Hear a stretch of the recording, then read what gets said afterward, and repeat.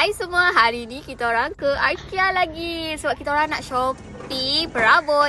Perabot kali ni yang kita ambil ialah perabot untuk outdoor, jenis kursi atau sofa yang boleh custom ikut saiz yang korang nak. Yang ni nama dia Namaro tau. Sebelum ni cikgu pernah beli dia punya kursi dengan meja untuk yang makan yang tinggi punya. Yang ni yang macam sofa macam tu. Kita ada peneman hari ni. So ni kita nak pasang dia.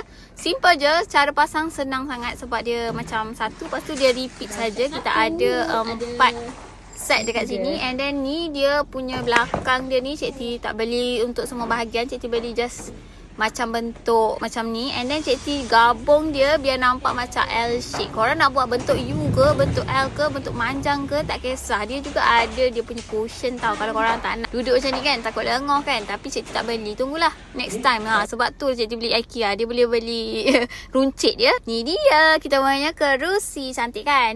Sekarang itu saja video kali ni. Bye.